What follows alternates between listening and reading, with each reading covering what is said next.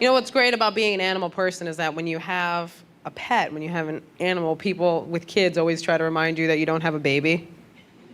Right? All your friends with kids are like, oh my God, he's your baby.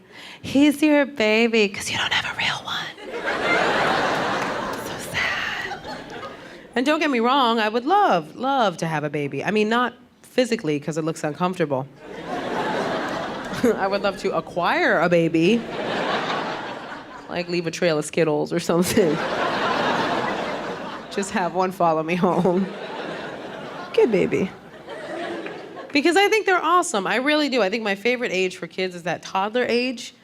Yeah, right? Because they have this cute, they have no filter, first of all. They have no filter. And that's what I connect with. Because I struggle with that. I struggle a lot with not having a filter. But I get in way more trouble than kids do. Kids say whatever they want, and we think it's adorable. I say something wrong, and my brain is like, you really should have checked with me before you let that one slip out. It's the beauty of being a kid. They can test the waters. They can say whatever, and they will, because kids don't have a filter till you put it in as the grown-up, right? Like, you ever been insulted by a kid? Yeah, it legitimately hurts your feelings, doesn't it? But you can't say anything about it.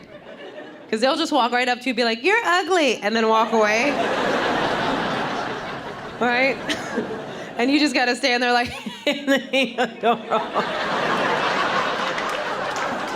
He's so cute. I just want to hug him around the neck. He's adorable. But when you think about it, you know what I mean? That kid isn't trying to mess with you. Like, if that kid said you're ugly, it's because he genuinely thinks you're ugly. But like, so ugly, he had to stop whatever he was doing and inform you of the situation. Like, he was doing something and he was like, no, put the Legos away. What is that? Get it fixed. What's wrong with you? I can barely keep my Lunchables down, guys. The last time I was insulted by a kid, I was in church. I am a churchgoer. What? Yeah, praise him.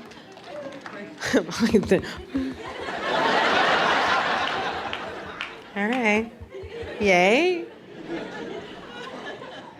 And of course, you know, so we're in the basement of the church, and it's a Latino church, so you know, it's like someone's house. They put a T on it, and we just... So they're serving food, because it's Latino church. And my boyfriend's niece is sitting across from me, and I get up to go get food, and she goes, Gina, are you gonna get pasta? And I'm like, no, sweetheart, I think I'm gonna get a salad. And she goes, good, because you're not so skinny anymore. I know, so I was like, hey, you're not supposed to say stuff like that. And literally, without skipping a beat, she goes, maybe I'm joking. I would have been mad, but she started hysterically laughing at her own joke. Like it was the funniest thing she'd ever seen. Like, she said it, and it was like little baby tears started streaming down her face. And that just made me laugh until little baby tears were streaming down my face. So you can't be authoritative after that moment happens. I actually love being 34. I love my 30s, which is because it's a different set of confidence, I feel. You know what I mean? When I was in my 20s, yeah, I was confident. I had that like cute confidence where I was like, oh my God, I'm so cute. You're so cute. We're so cute. But like, if I got all dressed up and I would walk down the street and some guy would catcall me, I'd be like, you're disgusting. This is not for you. That is not why I got dressed up. But now, like in my 30s, if guys catcall me, I'm like, oh my God, still? Thank you. Thanks so much. That's exactly why I got dressed up. Thank you. That's amazing. Yeah, I'm getting older. Yeah. So I had to stop doing certain things. Thank God I have a supportive group of girlfriends to help me through this time. Which, by the way, I think girlfriends are so essential. Every woman should have her solid set of girlfriends. Ladies, you need chick friends. You need them. They're your support system. And they'll support you no matter what. You could be crying over a breakup that you caused. Doesn't matter. They're still on your side. You could be sitting there like, but I cheated on him. They're like, no, girl, he made you cheat. Don't put this on you. Don't put this on you. We never liked him anyway. There were certain things I had to stop doing, though, with some of my girlfriends. Like with my younger girlfriends, I had to stop shopping with them because they all go to young people stores. You know what I mean? They all go to like Forever 21, which is a great store. It's a great name for a store, too. I want to be 21 forever. I just can't lie to myself and go in that store. You know what I mean? You reach a certain age, I can't go into that store anymore. And I hate when I see like 45-year-old women like walking out of that store. I'm like, give me the bag. No, give me the bag and walk over to JCPenney like a grown-up. I'll meet you there. There's a sale on cardigans. I do have girlfriends that are my age, that are in their 30s, and they lie about their age. And a lot of my girlfriends are like, oh my God, I can't believe you say your real age on stage. Why would you do that? Why would you say your real age? And I'm like, because it doesn't stop the process if I lie. I don't know if you know how this works. Plus, I can't lie about my age because I'm not that good at math. Yeah, someone's gonna catch me with that one. They're gonna be like, what year were you born?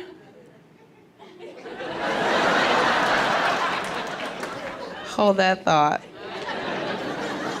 I could do it the cheater's way. I have a girlfriend that does it the cheater's way, where she goes, 30's the new 20. 40's the new 30. I'm like, what kind of math are you doing? I don't understand how this works in your head. Really? Because I don't see any 20-year-olds walking around going, oh my God, I'm 10. Guys, this new math system is really messing me up. There's nothing wrong with it. I feel like if you accept your age and not lie to yourself, there's a beauty in that. There's a beauty in accepting it. I have another girlfriend who's now calling herself a cougar. Yeah. Yes. She's like, I'm a cougar. I'm like, you're an idiot. Don't talk in public. Because let me just explain, ladies. I don't know what this fascination is with older women that date younger guys and giving this a name. If you're an older woman that dates a younger guy, I don't judge you. I don't run your life. Do what you gotta do. Just don't liken yourself to a predatory animal. How does that even sound appealing? That one day you will be so hard up for man meat that you have to hunt it. And you gotta hunt the younger ones because their legs are weaker and they don't run as fast.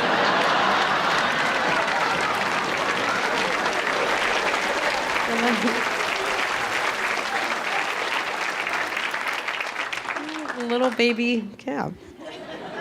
I'm not even a cougar. I think I'm like Bobcat on the spectrum. I was actually recently hit on by a 19-year-old. No. It wasn't sexy. I wish I could say it was sexy. It's not. Here's what happened. Okay, I'm on the bus. All my fun stories happen on New York City subway systems. And this kid comes up to me, and I could see him. You know how you can feel when somebody's about to hit on you? Like, it was like, da-na, da-na. I was like, don't do this. Because I could see him out of the corner of my eye. He's all thugged out. He's like, baggy pants, baggy shirt, like a fitted cap. And here's how I know I'm changing.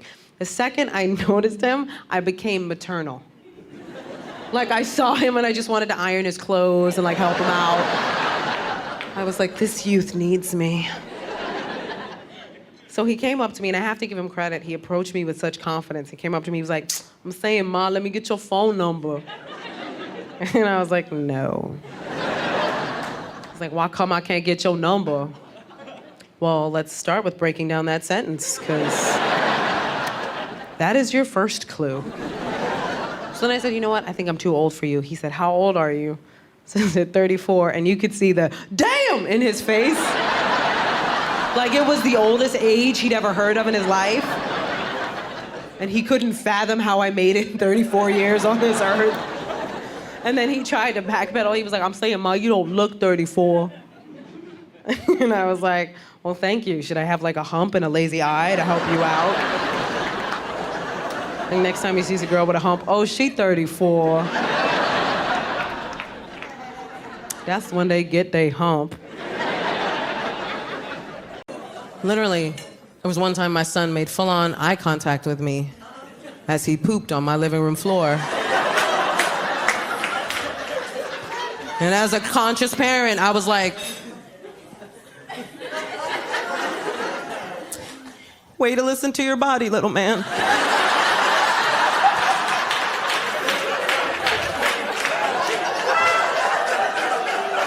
What am I gonna do? What am I gonna do? He's a kid, he doesn't know any better. What am I gonna roll up a newspaper, bang him on the head with it, push his face in it? No, bad baby!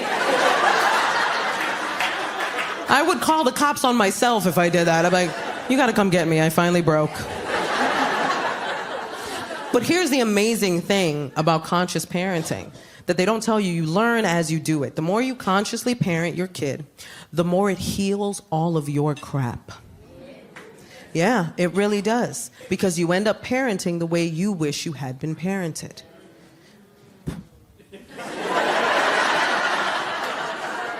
I found this out in the moment with my son because we do affirmations every morning. I know, it's adorable. Don't get it twisted, it's Snoop Dogg affirmations. I want to thank me. No, it's a great affirmation. No, Snoop Dogg has a kid show. If you don't know, it's amazing. Yeah, right? Doggyland. If you don't know about it, watch it. He plays a character named Bow Wizzle. You're welcome. The songs all slap. You're welcome. So we were doing our Snoop Dogg affirmations, and my son has that cute little toddler voice, you know what I mean? Like that, like I was like, say, I am strong. And he's like, I am strong. Like, say, I am brave. He's like, I am brave.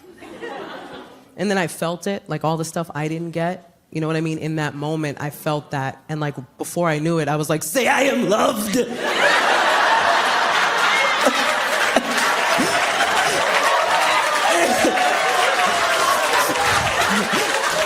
I gotta call your grandma.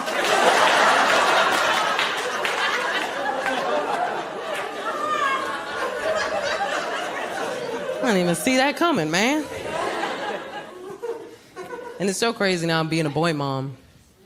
Because the microscope is on us, man. We are underneath such a microscope, everything we do. And I'm fine with it, because I think if we change the game, we could really change how things work out in the world. I really do. I don't mind it, you know what I mean? And my girlfriends were on it right away. The second they found out that I was having a little boy, they were like, it's all up to you. You gotta fight the patriarchy. And I was like, can I teach him the alphabet first? I can, I just gotta be real intentional with it, you know what I mean? Like, A is for accountability, B is for bodily autonomy, and C is for consent. Repeat it to mommy.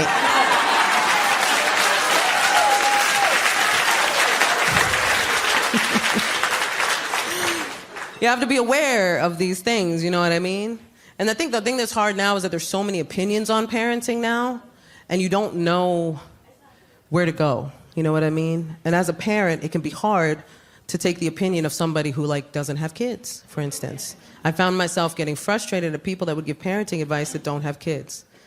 And I felt the way that a lot of parents do. Like, if you're not living this life, how do you know what to tell me to do? Until I realized the reason why I should listen to these people is that they may not have kids, but they are coming from a perspective of a person who experienced a certain type of parenting. And I really had to think, what would my son say about my parenting? And what would I want him to say about my parenting? Not all of it. Some people are dumb. Don't listen to everyone. Because I did have a girlfriend that was like, you better raise him right. And I'm like, what did you think the plan was? What did you think? I think I got pregnant and I was like, I will raise him evil. Go forth and destroy my child. Of course I want to raise a good human being, but I also don't like being told what to do. So the second she said that, there was a part of me that wanted to be like, nope. I was gonna, but then you had said what you said. Now I gotta make sure he has a misogynistic podcast by the age of 7. Just sitting there with some big old headphones like, as a alpha male. And I'm behind him with my problematic boy mom self like, that's right, baby, these hoes ain't loyal.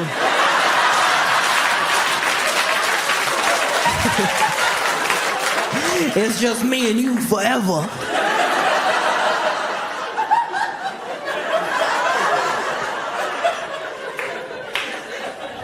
I could never be that mom. Can never be that mom. There was a lot of things that I saw people doing that I knew I wasn't gonna do as a mom. Like the one thing I don't do is boys will be boys. I don't do that with my son. It's too permissive. There's no equivalent for little girls. So I don't allow it. And you know, the parents that I've seen do it, it gets out of hand real quick. You just know it's gonna snowball to bigger things, like boys will be boys. He stabbed the babysitter. He's a boy. He's learning to express himself. And I know you're not supposed to judge other parents, but I do. I do. Only when I see them doing things that are detrimental to their children or to parenting in general. I can't help but pick up on that now. Like there was a woman who put out a video and it went viral. And this was the whole video. She goes, I'm gonna teach my son how to cook so your daughter can't trick him into a relationship with her cooking. First of all, don't nobody want your dusty son. First of all, don't act like a basic skill is something to brag about. And second, how long you been out the dating pool, ma'am? What do you think is gonna happen? Do you think I'm just gonna leave a trail of empanadas that lead to an altar? He's gonna be like, oh no, I'm married. What kind of idiot did you raise? There were so many things, and when, you know, me and my husband, when we talked about how we were gonna do this, that we decided we were just not gonna do, right? And there were certain things we promised ourselves that we would do. Because there was a lot to consider. Not only do we wanna raise a good human being, but also, my son is multicultural. Like I said, he's mixed. He's half Puerto Rican, half white, hard tea. That Midwest white hits different, you know what I'm saying? Like that's... I know there's white people here, but if my husband walked in, even y'all would be like, that's a white guy. Like, you'd be like, I'm white, but that's unseasoned chicken that just walked through the front door. That is level 10 white. Don't y'all come for my porcelain king.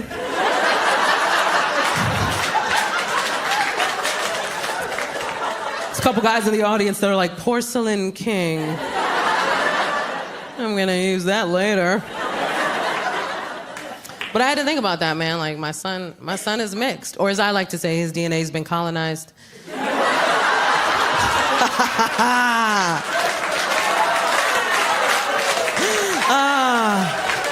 That is my favorite way of saying it. Because people